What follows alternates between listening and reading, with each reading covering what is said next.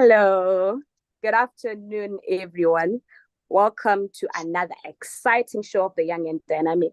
I hope you're all here and you're excited. Happy Africa Day to everyone. Makadi, this is what we do as Africans, as Zimbabweans. Just greet us in your languages as in African in the chat box. My name is Charity Depe and I will be your host. Today, I'm really looking African with my crown and I'm the queen. I'm just so excited to have you all here. Today, I just have a few house rules. That is, make sure that if you're not stable, please switch off your video if you're just on this meeting and moving around. And also, always switch off your audio unless you're told to switch it on. As well, have your notebook with you so that you do not miss anything that is going to be taught here, every information that we're going to get. Just make sure if you're not booking your pen and you're writing your things down because you don't want to miss anything, hey? Also, the chat box is open, guys. Today's Africa Day. Just make sure you're proud. Just say anything in your language and explain to us what it means. Just give us an idea of where in Africa you're joining us from and your language. We're just so excited to have you here. This moment, before we go any further, we are going to have our prayer from Tapiso, our prayer leader. Over to you, Tapiso. Please open us in prayer. Thank you so much, ma'am. Ma'am, kindly please start the session for opening our hearts as we pray to the Lord. I'll start praying. Modimo ntate, modimo mora, modimo moya o halalelang. Ke rona bana wa hao re tla ka pela hao Jehova Kriste modimo. Re kopa hore ntho e re tlo etsa tsatsing lena ntate modimo wa ka ebe wena modimo a tsamaisang ntate modimo wa ka. E tsamaye hantle ntate modimo wa ka. Re ithute re kgutlele mahae ntate modimo wa ka mora session ena ntate modimo wa ka. Re tseba ntho e nngwe le nngwe re tlo e etsa.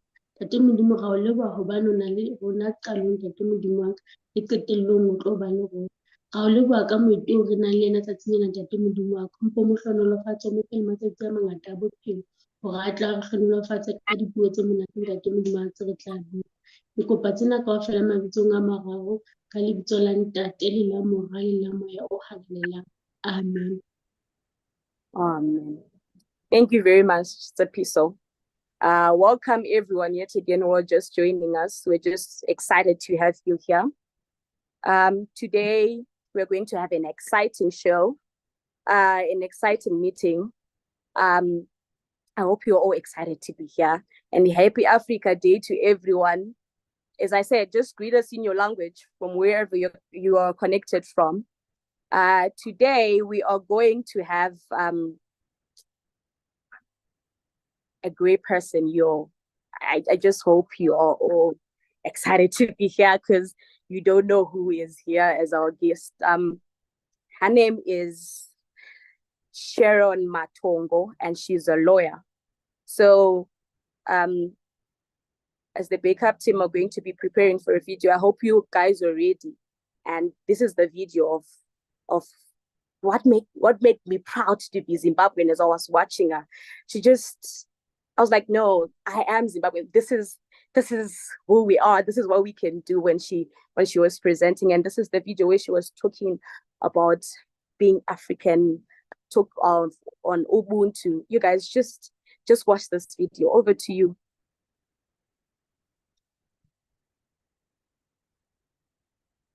Suffering or tragedy far worse than mine may have visited your own home. While I could use this speech to give you generic axioms and superficial dicta about lawyering and Ivy League exceptionalism and changing the world, I would be remiss if I did not offer this gift to you. The African philosophy of Ubuntu, a principle of communitarianism, which means I am because we are. It is a self-evident truth I can only taste with my mother tongue. Munu munu navanu. A person is a person among and only because of other people.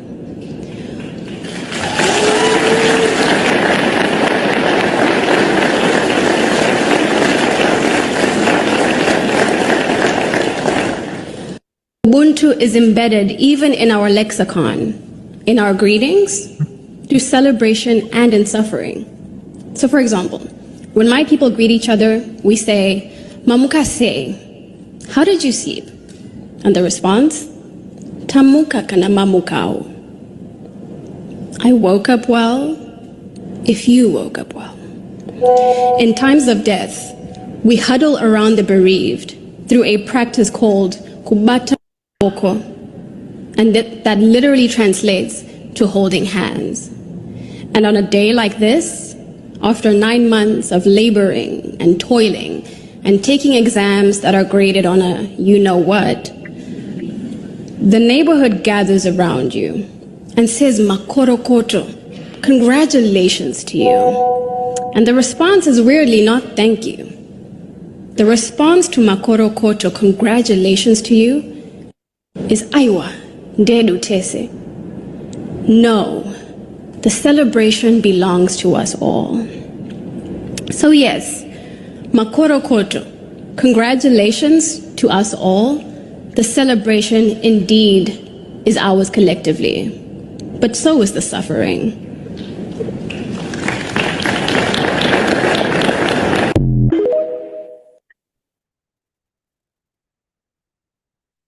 Astalbi, if you just didn't say hoyo when she was speaking, you all, because this is great. This made me realize who I am as an African, as a Zimbabwean, what it all means. You know, when we just say things like Mamka say, Tamuka Mamka, and you really don't realize how it's just good communication. So as you have seen, you all, we have Sharon Matongo as our guest today. And we're so excited to have you, ma'am. Over to you. Thank you so much, Charity. I hope you guys can hear me well and you can see me well. Give me a thumbs up if you can. Perfect. Yes, Happy yeah. Africa Day, and thank you for that introduction. It was really weird watching that video of me speaking. I feel like I've heard it enough times, like I was reciting it as you were playing it, but it's always so lovely to join you all. I know you're all from different countries. So for those who don't know Shona, that's a little lesson in some of our Shona greetings. But today, I actually want to speak to you about more than the speech itself. I've been asked to talk to you about my journey. And so I will give you a brief overview about who I am, where I come from, why I am here, and hopefully we can learn from each other throughout this session. I'm seeing all the comments coming in. Hi, everyone. It's so good to see you. And a major thank you. I don't know where Pastor Monashe is, but a major thank you to him for reaching out to me. I'm so glad that he did. I feel like the times I get most nervous to speak to people is usually when I'm speaking to people younger than me. I once was asked to speak to a group of grade sevens, and for me, that was my toughest crowd. So please be nice to me today. So I'm going to share my screen and take you on a little journey with me. Let me just close the chat box. Okay. I will be sharing this screen. And when you can see me or see my screen, please let me know. Yes, I can see your screen. Okay, perfect. Cool. So I'm going to read notes from my phone while I speak to you guys about who I am and where I come from. This is a picture of me at 9 months. I think I was 9 months, although I look older than that, but I was a really big baby. I was born and raised in Mutare. So for all my Wasu people, this is where I come from. I guess back home, when we greet each other, we would say, Muno dakaraere. My grandmother is Ndawu, she's from Chipinge. We would say, Muno dakaraere. And the response is, Tino dakara, tana muchi dakarao. Tino dakara yambo. We are happy if you are happy. And I was born to a single mother. So I was raised by my mom in Mutare. And I grew up around a lot of cousins, a lot of family. I grew up in a house that had many cousins. As many of you might understand, I guess a lot of African families are so joined together such that you will likely grew up with a family member of yours who's not a direct sibling. So I grew up in a house with a lot of cousins. We I was one of the younger ones, so I think that's where I get my chatty talking spirit from.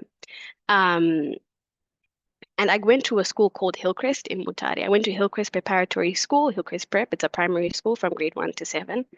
And then I went to high school at Hillcrest College. So that little room that you see in the top picture is the prefect study. I was in upper six at this point, but I'll tell you how I got there. And then the picture at the bottom is some of the same girls that you see in the top picture. Those are my friends, who are all doing amazing things. One of them is a doctor, another is an athlete. Two of them are here in the US, and another one is in Hong Kong, if I'm not mistaken. And this matters because I want to have a conversation with you about who you are, what defines you, what your community says about you, what you say about yourself. Because I think it's great that we can showcase the speech that I made. I think it's great for us to talk about where I am right now. Right now, I'm in the US. I'm in DC, in Washington, DC, but I'm currently based in New York. We can always talk about where I am at the moment, but I think it's important to figure out where I came from, right? And whether where I am right now is a place I had in mind years ago? Is it something that I imagined years ago? And I just want you to think about it for yourself. Wherever you are, you might be a high school student, maybe you're a teenager or you're in university. I know some of you are in university. Where do you see yourself in the coming years? That's not a question for you to ask yourself when you are 30. Those are questions you should be asking yourself today. And I know the program that you guys are a part of is teaching you to ask questions like that. So I went to this school called Hillcrest, and I was a relatively good student, I would say.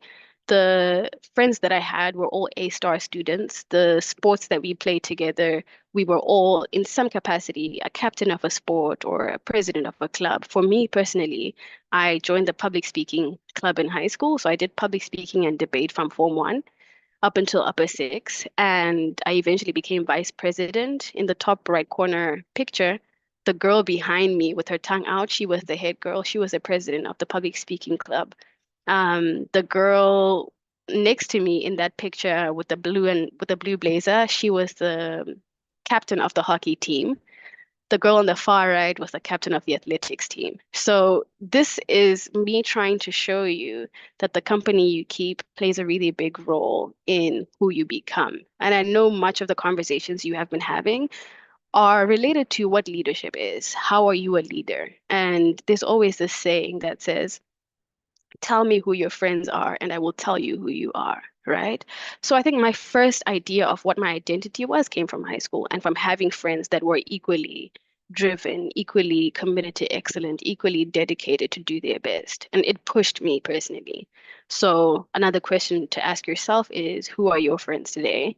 And what are they striving towards? Consider what that kind of group that you are in makes you as a person today. And then I had an encounter when I was in lower six. I had just taken my O-level exams, and at that time, I think I did relatively okay by O-level standards. But I was now preparing to apply for university applications to go to do law school, right? And there was a teacher who was in charge of doing recommendation letters, which I guess some of you may have already have had someone write a recommendation letter for you or a reference letter to go to university. And the teacher wrote in my letter, which is a letter I was going to use to get the university to accept me. He wrote in my letter that Sharon is an average student. And that was the second defining moment, I guess, for me, right? On one end, the friends that I have kind of show me that I think I'm doing okay in life. I think I'm excellent because I have excellent friends. But when I had a teacher write in my letter that Sharon is an average student, I was not okay with that statement. Granted, when he said I was an average student, I think he was basing it off my O-level results. I had 2 A's, 4 B's, 4 C's. If you average it out, it is kind of an average set of grades. But I knew in essence I was not an average student. And I knew in essence I was intelligent, but exams aren't always the best measure of the intelligence that you have. So, some of you may have failed a few grades here and there. You may have done pretty poorly in a few exams. That on its own does not define your capacity or your competence, right? And I think I only had the confidence to go back to him and say, please, sir, I want you to remove the sentence because I don't think it's reflective of what I'm capable of.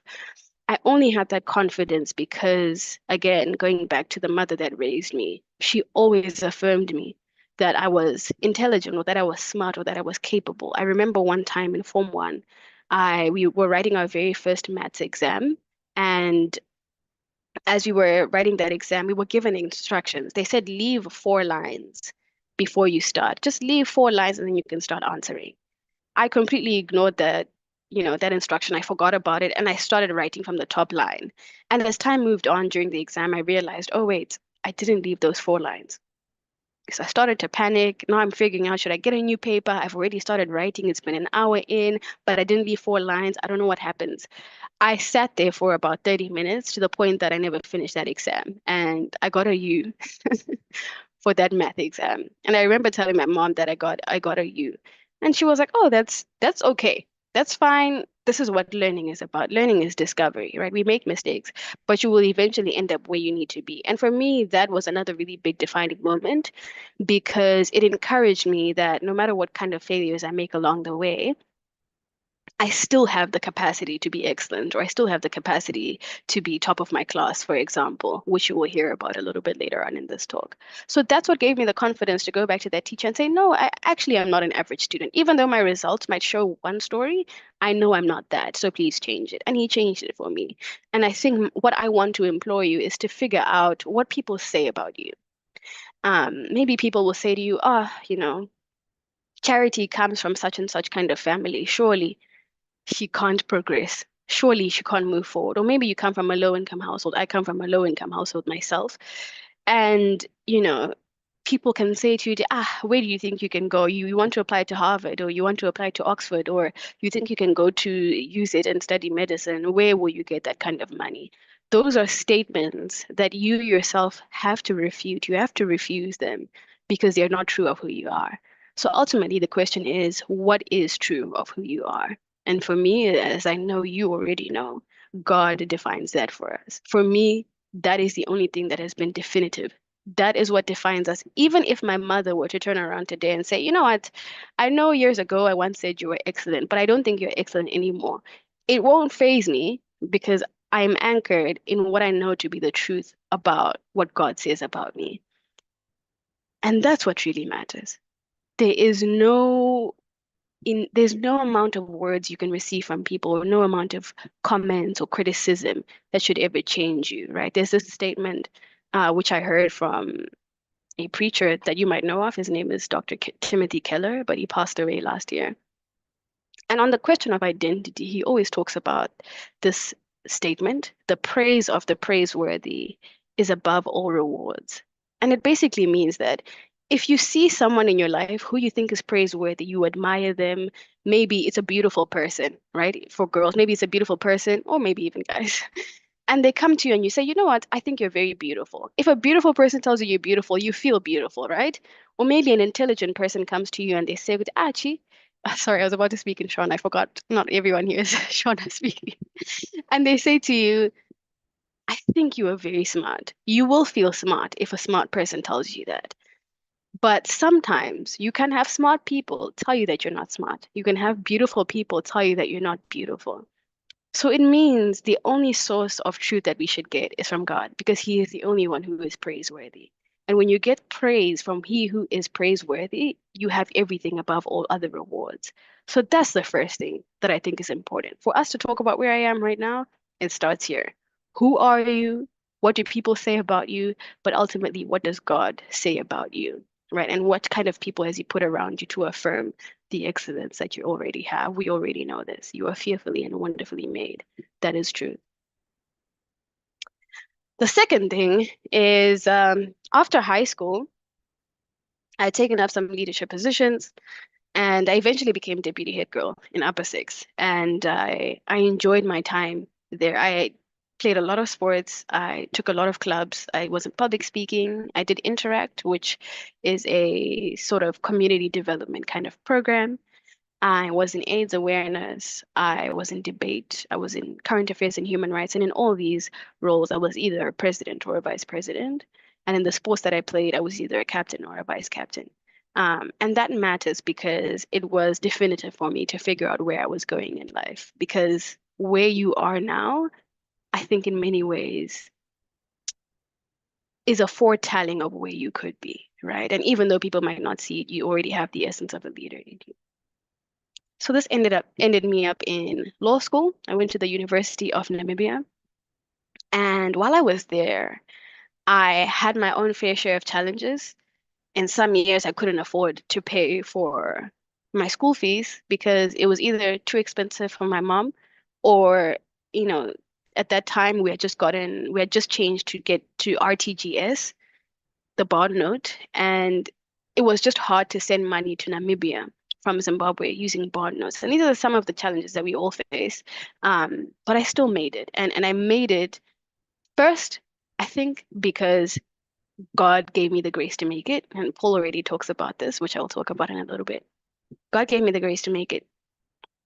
And I also worked hard, right? So I think we always have this bifurcation. It's like a split. We split things into two. You say, oh, I'm graced by God, so everything should work out for me. I'm graced by God. I have the favor of God, so I should be a success. And then you forget to work, or you choose not to work, or you neglect to work, right? And I think that scripture that talks about faith without works is dead is instructive in this case.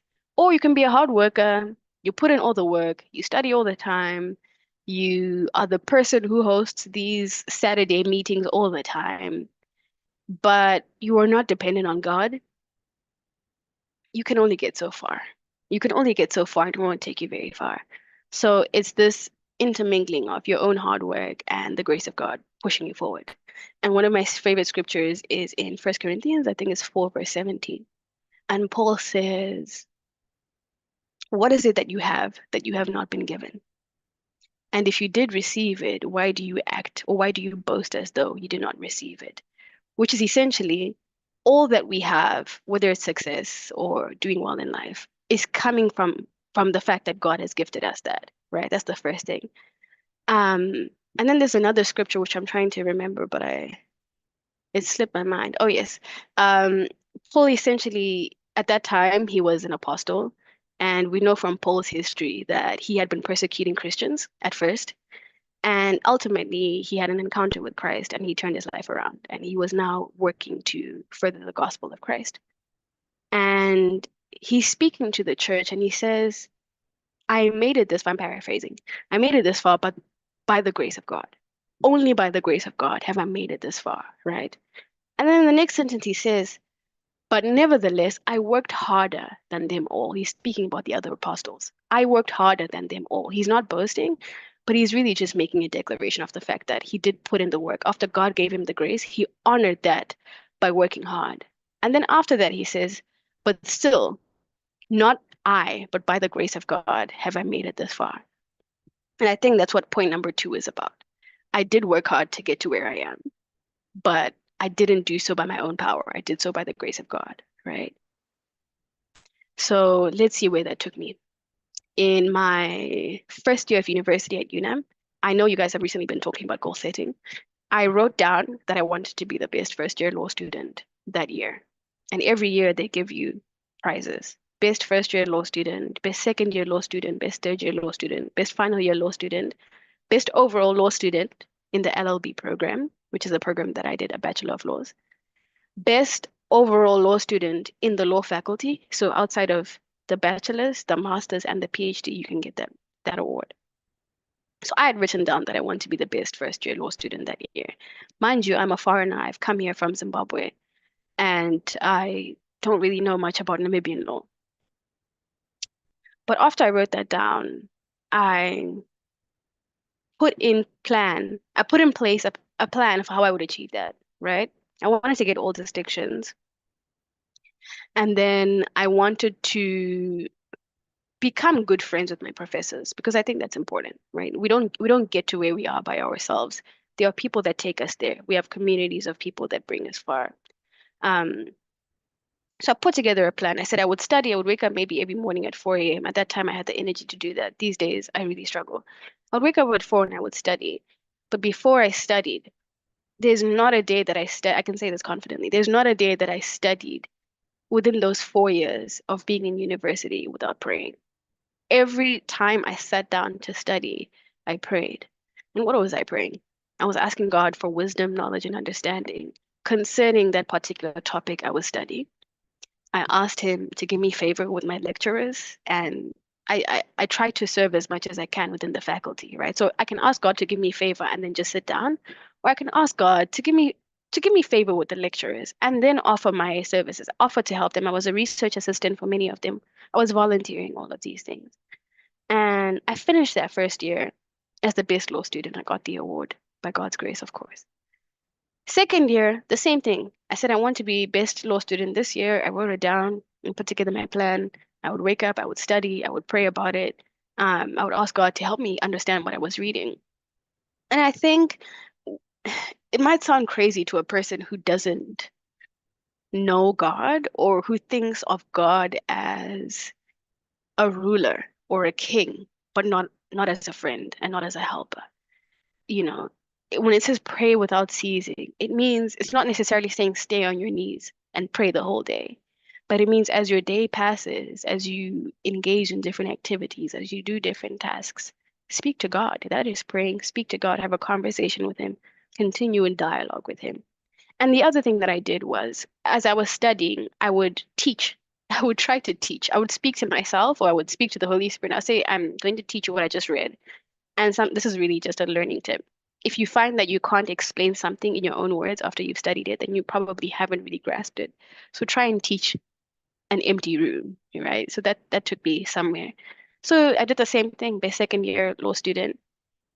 And I was happy. I was like, oh, okay, I'm a great student, right? And this is the other thing that Pastor Munashe asked me to talk about, which is what what part of my character do I feel led me to where I am to succeed, but also what bad character traits did I have? And one major one that I had after second year is I became incredibly prideful. So third year comes, I didn't write down that I want to be the best law student of the year. I took it for granted and I said, I will be. I've always been, so I will be. Like, I've done it before, I'll do it again. It won't be an issue, right? And I didn't win the award that year. Not only did I not win the award that year, but the student who won the award that year was a friend of mine. And instead of congratulating her out of a place of excitement for her, I responded in a bitter jealousy. So I sent her a message. Well, she had, someone had sent a list of the best law students in the WhatsApp group. And so people were sending her congratulations messages. And instead of doing the same like a normal person, when she had messaged me, we were having a different conversation on the side. I said to her, I know I wrote it down, let me check. Oh, yes. I said to her, wow, it looks like you took my position this year. It looks like you took my position this year. And that is reflective of an incredibly arrogant position, right? It's taking for granted that it's my position. That position is not mine, right? This is, like I said, like Paul said, what is it that you have that you have not been given? And why do you act as though you didn't receive it if you did? I didn't embody humility, as Christ would say. I didn't embody compassion. I was, in some ways, I shouldn't have even spoken to her. I think that comment was incredibly unnecessary. But I say this to point out that, first of all, I appreciate Charity's really kind words at the beginning of this call, but I certainly would never want to be put on a pedestal, and I don't think we should ever put anyone on a pedestal because we all have our good traits and our bad traits. And for the rest of our lives, we are being sanctified, we are being made better. And for me, that's an example that always stands out, and I always want to talk about it because Sometimes you think that as a person succeeds or as they move forward in life, they also just naturally have better character. But in that moment, it was reflective of something that was wrong inwardly. And so I guess the lesson in this is to maintain humility. And I think we do that by recognizing our position, right? We are always submitted before Christ. We are always submitted before God. There is nothing that we have not been given. It is all a gift from God. 1 Corinthians 4, verse 17. Um, and so I learned my lesson. I learned my lesson. Fourth year came. I was so much more humble, I think. Only God can judge me, I guess, in that moment. But I really did feel like I was a better person in fourth year. I went back to writing it down. I want to be the best law student this year. I want to have the best dissertation this year. That year we were writing our dissertations. And it was COVID. It was 2020. It was COVID times. I was staying with the family. My mom's best friend at that time, she passed away recently, but I was staying with her family, and there were about 9 of us in the house. There were many kids. It was a lot of noise. And I thought it was really difficult for me to study. I could no longer do my 4 a.m. studying. I always had to help around in the house. And I think for many of us, we can relate to that, right? Maybe you're coming from a home where you are the eldest sibling and you have to help your younger siblings. Or maybe you stay with your grandmother and she can no longer do as many things as she could do in the past, and you have to be that person that does the work in the field or in the garden or has to open up her tuck shop in the mornings. Um, but even in all of that kind of the busyness of life, with a proper determination, with a good work ethic, and surrendering the entire pursuit to God, I think you can make it. So that year, I eventually also became the best fourth year law student and many other awards. Um, and I was incredibly grateful for that. One of the other reasons why I worked so hard is because I knew where I was coming from. I knew that I wanted to be in a top university somewhere in the world. I always wanted to be in an Ivy League institution, a top, university, or in Oxbridge, like Oxford or Cambridge, which I'm sure many of you will find yourselves there over the coming years. Um, but I knew for me to get there, I needed to have good grades, first of all, but I also needed to have funding. And I knew I couldn't afford to go to any of these universities. So my next best option was to get a scholarship. I said if I don't do well in school, then my chances of getting a scholarship are slim, right? So that's also one of the other reasons that I worked hard. Just know where you are coming from, know your background, know the circumstances that you are in. We don't complain about the lives that we live. We don't complain about the families that we are raised in. We don't complain about the neighborhood that we live in, right? You might go to a school where other people are coming from wealthier families. They don't have to worry about, you know, where their parents will find money next month, or some of us may have had to experience that. But you don't complain about it. This is a life that we have been given, and we have been given everything we need to succeed in life by God, right? So another really major thing that I think is important. So knowing your circumstances, you then figure out, what do I need to do moving forward? I knew I needed to get top grades, and that's why I worked hard. But I didn't get to do many of the other things that my classmates were doing back in university. Um, Many of them would travel during the holidays, or many of them would spend semester break, doing something fun or going to restaurants. I just didn't have the means to do that kind of thing. I was studying, and that was also perfectly fine. I would spend my week studying, and I would, go to church on Sundays. I would serve in the media team. I learned a lot of skills in the media team itself. I'm just deviating there, but it's important to serve where you can. Um, so yes, eventually I finished my university at UNAM. I had the good grades that I was looking for, and now I could apply to a good university. In between that, I worked at a human rights law firm. I was studying law, like I said. I worked at a human rights firm in Namibia. A year after that, I would find myself in Switzerland. I had started a nonprofit while I was in university, And this nonprofit is called Charity Drive Zimbabwe. It is focused on increasing the quality of education in rural schools, and we were working with the school in Goromonzi. So outside of my school, this is what I was doing. I was working on this nonprofit, and for the work that I was doing there, I was accepted into another program in Switzerland called the Kofi Annan Change Makers Initiative. And during this program, they had chosen 12 young leaders from around the world who were doing impact work, um, and they wanted to strengthen the impact of our work. And so I would find myself in Switzerland that year doing that program. And 2 years later is when I came here to the US to study my master's program. Um, and that is what I will tell you about now. Okay. Sorry, just give me a moment.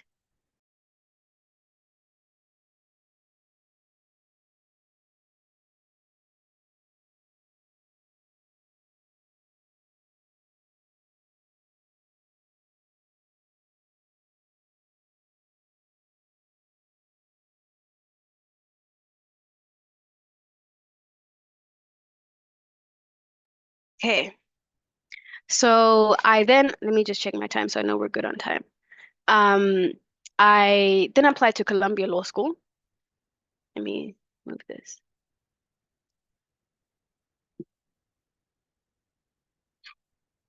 And this is a university I really wanted to come to, but I knew I didn't have the funding to do so. 2 years prior, I had tried to apply to other universities while I was doing my nonprofit work. I applied to a university in the UK. I got in, but I didn't get a scholarship. It's called Durham University. I wanted to study law there. After that, I applied to a university in Switzerland. I got in, but I didn't get a scholarship. And like I said, I knew I couldn't move forward without a scholarship because I just didn't have the means. And so a third year came around, 2022, and I said, I'm going to apply to one university. If I don't get in, I'm not going. That's that. If I don't get in, I'm not going. I'm tired of applying. So I applied to Columbia University, which was the hardest one to get in. Columbia is really difficult to get into there. I think they have an acceptance rate of about 12%. So for every 100 people that apply, only 12 will get in. But I got in and I was so grateful for that. I don't have a picture of it here, but I in the beginning of 2023, after I had applied to the university, I hadn't received my response from them yet. I was still waiting to hear if I would get accepted. And I remember the church that I was at is in Mutare. I was serving in the media team at that time, and we were being taught a new song that day. It's called See What the Lord Has Done. I'm sure many of you would know it. What we waited for has come to pass. See what the Lord has done. And so the bishop wrote those lyrics on a piece of paper and asked me to put the lyrics on the computer so I could reflect them on the screen for everyone to sing. And I remember writing on the back of that paper, I will get accepted into Columbia University and get a scholarship. That was me writing in faith. I may not have gotten in, but that's what I believed and that's what I wanted. Eventually, I got in, and when I came here, I brought that little piece of paper with me. I still have it because it really is a reminder of what the Lord has done for me. When I got here, they had given me a scholarship, a partial scholarship, and I asked for more funding, and they gave me a little bit more. And then when I came here in July, I received a phone call, I received an email, and they said, I'm writing from the financial aid office. Call us as soon as you can. I called them and she said, my name is so and so. I'm from the financial aid office. We have a scholarship for you. And it's not one of those scholarships that you have to apply for. Our committee sat down and they decided that you would be the recipient of the scholarship this year. And that's essentially how I made it into Columbia University and how I am still here, right? But it hasn't been without its challenges. So Columbia is in New York City. New York City is one of those places that seems to be very anti-God, if I can say. There is so much worldliness in the city.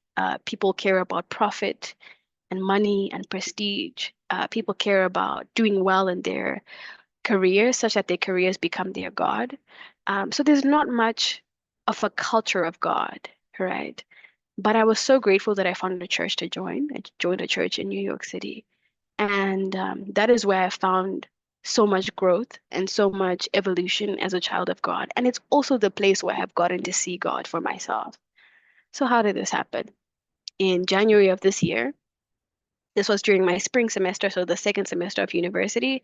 My master's program had only 2 semesters. My second semester of university, I still hadn't completed I didn't have a full scholarship. I had a partial scholarship, like I said earlier. So I still hadn't paid off my spring semester funding. And I remember a few days before the registration was about to close, they told me, the dean of the school told me, hey, if you can't pay this money by Monday, you're just going to have to go home, right? Take a leave of absence, go home.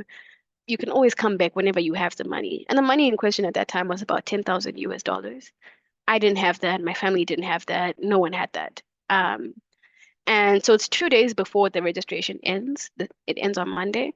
And I remember being so sad and so exhausted and just crying for the entire weekend because they said to me, you have three options. Either you apply for a loan. We don't know which loans you will get over the weekend. Banks are closed and loans don't get approved that quickly. Either you go home and then you come back at a later stage, or you find, that close to $10,000 um, by Monday. And what happened that weekend was just so unbelievable for me. I called two people that I knew. One I had worked with, um, another one was the church that I was at. And I told them this was a situation. And the people that I used to work with said, okay, we have this scholarship. Um, Long story short, they granted me that scholarship. And it gave me part of the money. And the second part was at the church that I reached out to, they came back to me and they said, there's a church member who's decided to give you just the funding that you need. You don't know him, he doesn't know you, but he wants to do this for you. And within 48 hours, I had the money that I needed to register. And for me, it was one of the hardest weekends of my life, but also the one weekend where I can never forget, where God came through for me in ways that no one else could have. Um, so I know that everyone experiences some kind of challenges in their lives. We all experience some kind of suffering, some kind of turmoil, right? We lose loved ones, or we don't get into the program that we wanted to, or our friends go on to get good jobs while we're still applying for jobs, you know. But God is not a God that doesn't see, and He's not a God that is ignorant. He sees it all and He's present. And if we would only seek Him, He would show Himself to us and He would reflect His personality to us in ways that will completely blow our minds. So that's just some encouragement for people who think their background, the kind of money you have in your family, the family you come from, if you think those are obstacles that will stop you from moving forward, I just want you to know that's absolutely not true. And it's just see it as an opportunity for God to show Himself in a way that you haven't seen before. So I know we have 2 minutes to go. Um, so yeah, we could open it up for questions. Ultimately, for me, why I wanted to talk about divine direction is because the speech that you saw, if we have time, I'll just tell you very briefly about it. Um, God had told me that I would deliver that speech on behalf of my class. And, I have a class of 317 classmates, and all your classmates have to choose. They have to decide who gets to speak on behalf of the class. I'm one of 7 Africans in that class. The rest of the class is from everywhere else in the world but Africa. We have about 40 from India, about 40 from Latin America, about 40 from China. So I was almost certain that the students from India and from Latin America would get this role. But I remember walking home from church one day, and I ended up walking in a park and I was singing a song. It was a worship song. And I remember just crying while I was in the park and ended up in a really quiet area in that park. And as I sat and I was praying and talking to God, He essentially, I don't have it with me, but I wrote it down in a book of mine. Essentially, He told me that this speech, you will do this speech, you will deliver this speech, but it is bigger than you and it is for an audience that you don't know. And I really thought that it was going to be an audience of people at that school. I thought maybe there would be someone in that audience that I don't know of. I had no idea the video would go viral the way it has gone viral. And I can take zero credit for that. Um, And when I eventually submitted my video to my classmates, they voted for me, and I was chosen for that. And when I drafted my speech, I went back to that same place in the park and I prayed to God. I said, I'm here, I'm back again. You told me this speech is, I'm going to do the speech, so tell me what you want me to talk about. And I didn't really get an answer until, some months passed by. And the only thing that I heard from God was, whose suffering are you grappling with? And essentially, the entire speech was me speaking to the audience and trying to get through to them to say, there is so much suffering around us, but you have to figure out how you get to cease that suffering. How do you get to solve that suffering? What do you do with the power that you have to solve that suffering? So that's a little point about divine direction. Ultimately, we can work hard, we can come from good schools, we can be a part of a good leadership program like this one, but it is only God who orders our steps. So that is my final point to you all. We can open it up for questions if you have any and if we have time. But yeah, thank you so much for listening to my story. Charity, I will hand it over to you.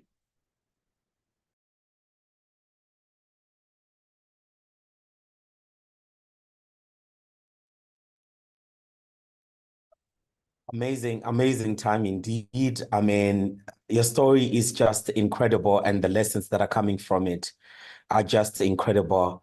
And once again, thank you, Sharon, for coming through and for agreeing to come through and talk to us. I'm sure most of us, we can relate to most of the things that you have mentioned in this story.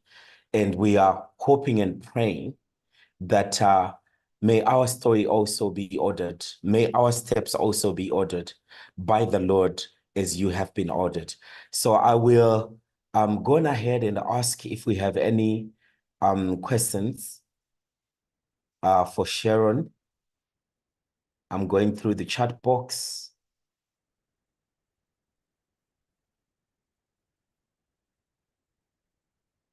I'm going through the chat box to see if we can have any questions.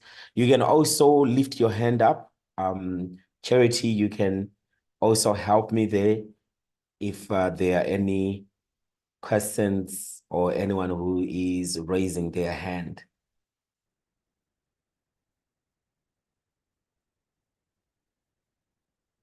Great. Thank you for your comments. Thank you for your comments.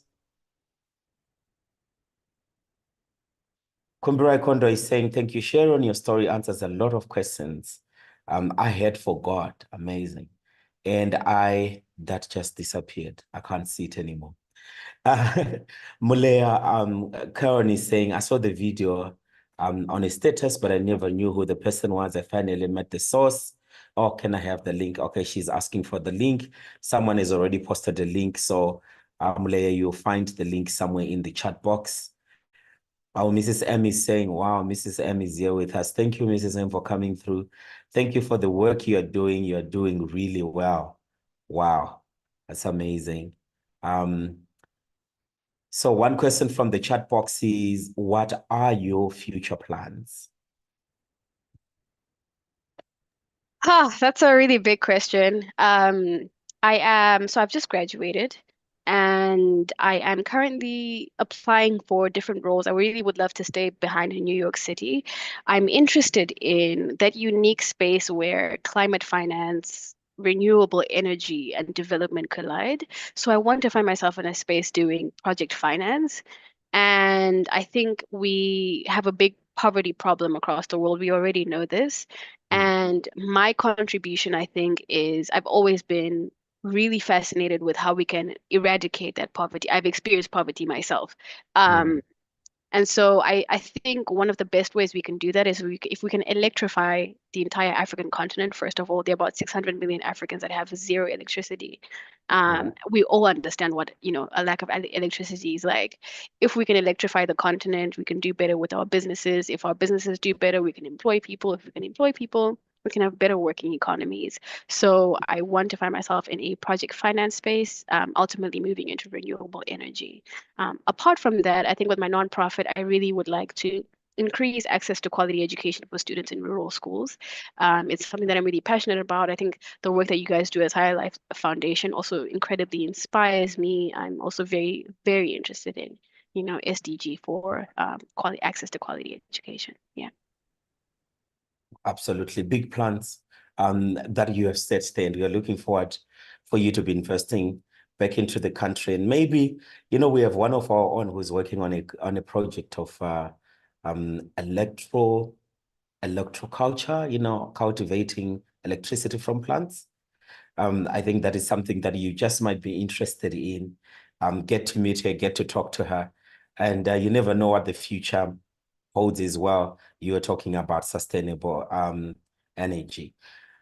Another question from the chat box is talking about if you have ever faced challenges to do with racism when you first moved to the US. I think this question is coming back to, as young people growing up in Africa and having the backgrounds such as we have, things to do with self-esteem, self-confidence are not really taught at home. And our culture as a whole does not allow us as young people to move forward, express our minds, be ourselves, and be proud. And the narrative that the world has pushed about Africa and Africans, it's not one that is empowering. It's not one that is equipping us with strength to move forward. So how did you, moving into a space where we would like to believe you have more white people than Black people, how did you manage to handle issues to do with self-esteem and confidence? That's a really good question. So growing up back home in Zimbabwe, in Africa, we are surrounded by people that look like us, right? I had spent a few weeks in Switzerland, like I said, in 2022. And then I worked in Germany for about 4 months in the same year. That was my first time being around different people, I would say. But being in New York was my first time not only being around them, but learning with them, having them as classmates. You're learning with students who are children of politicians in the US. So, for example, some Congress members in the US, their children are coming to the same school. Hillary Clinton was teaching some classes at the same university. She was a former Secretary of State in the US. So, not only are they different from me in skin color, but they are vastly different from me in socioeconomic status.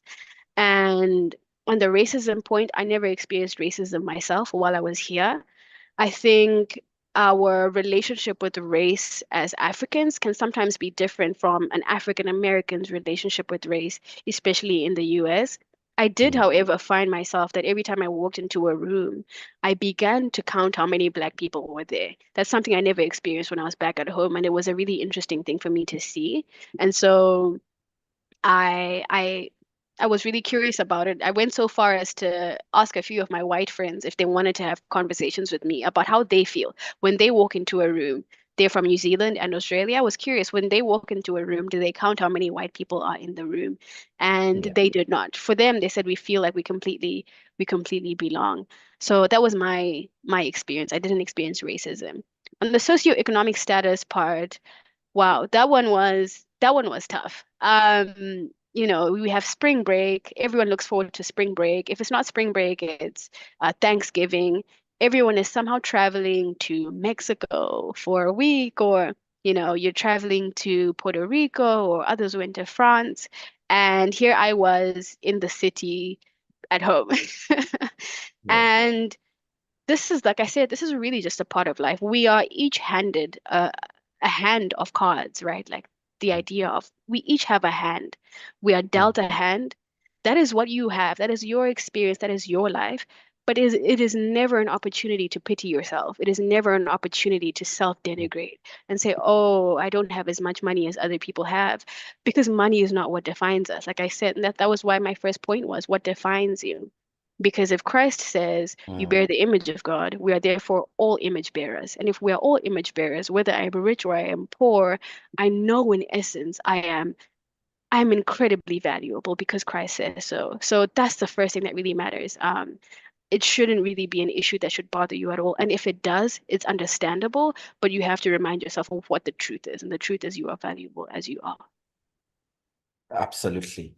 The question identity, it is indeed a big question, especially for Africans right now with everything else that is happening in the world and where we are as a continent.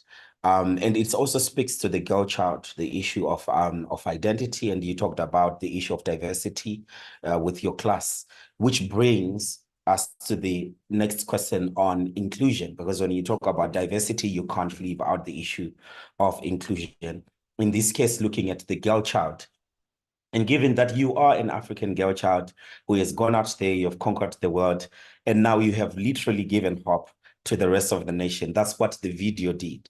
And I believe that the audience that God wanted you to speak to is us Zimbabweans. We needed just a glimpse of hope to say, you know what, there is a tomorrow. And that's what that video has done. What would be your message to a young African girl who is going through all these, cultural challenges that we are facing in this country, traditional norms, that a girl child is not as respected as the boy child when it comes to education and everything that surrounds the girl child. I think we can learn here with the message for a girl child who is listening, or someone who will come across this video maybe on YouTube later on.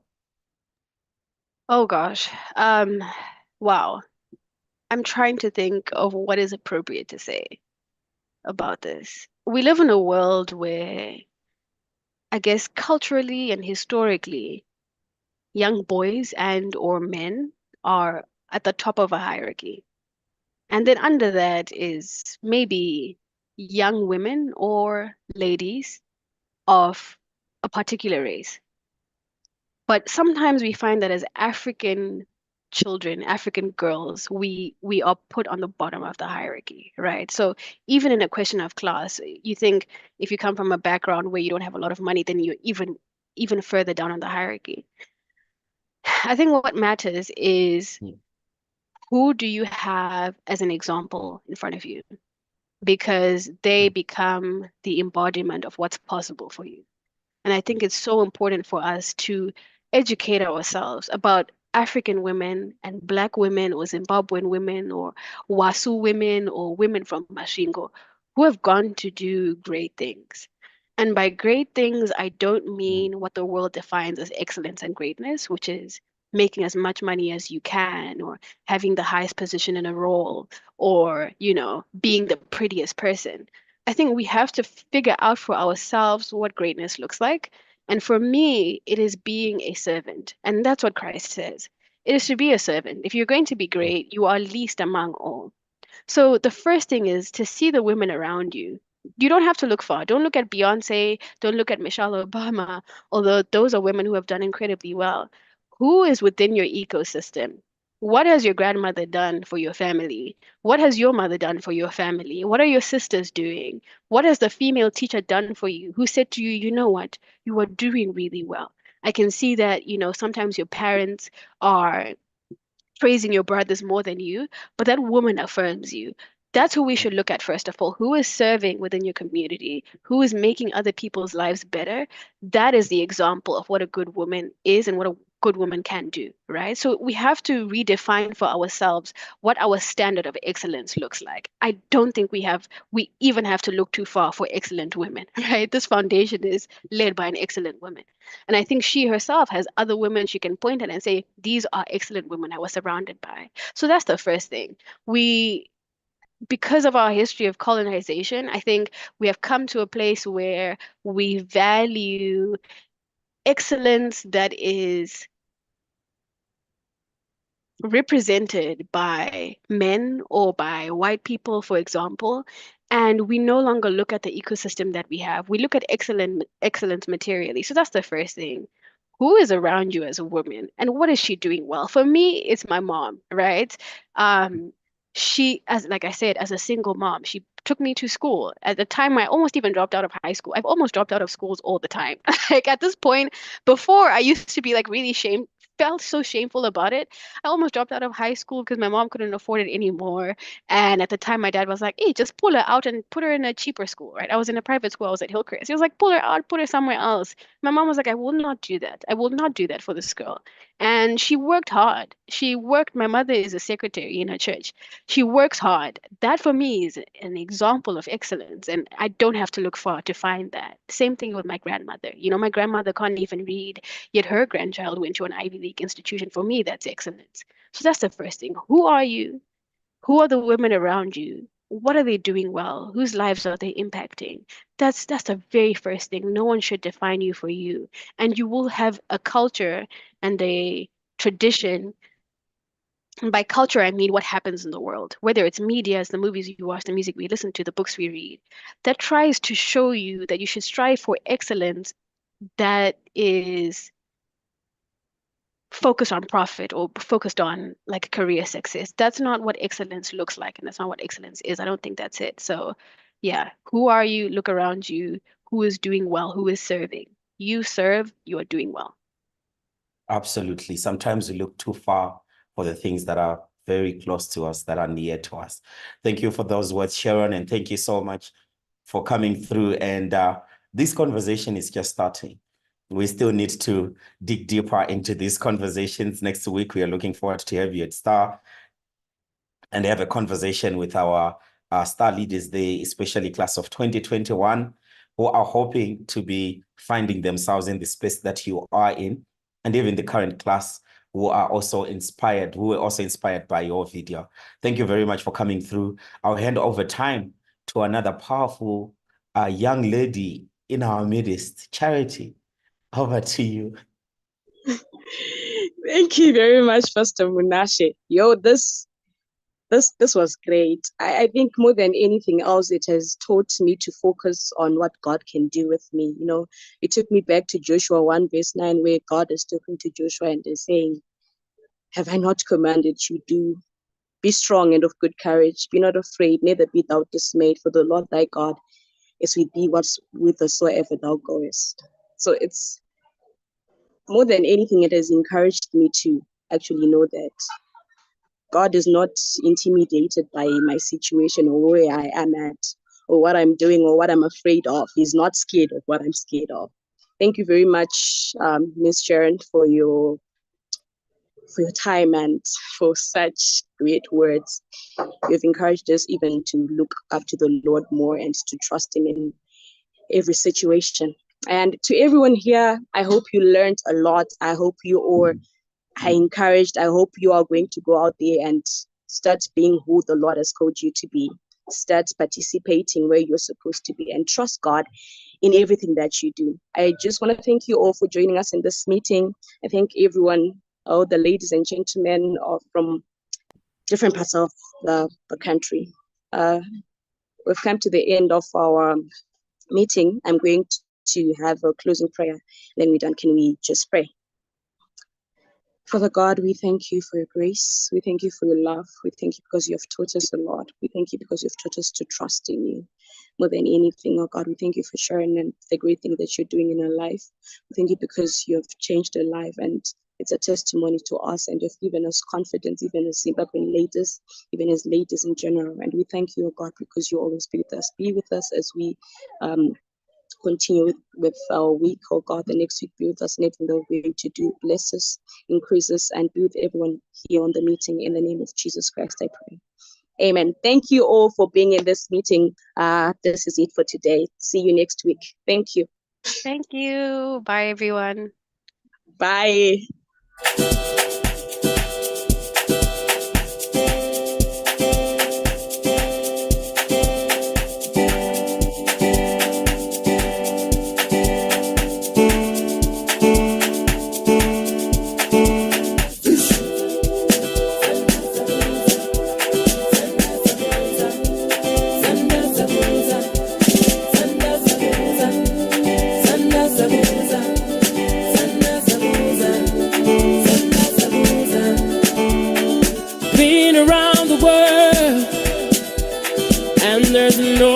Place like home, oh Africa,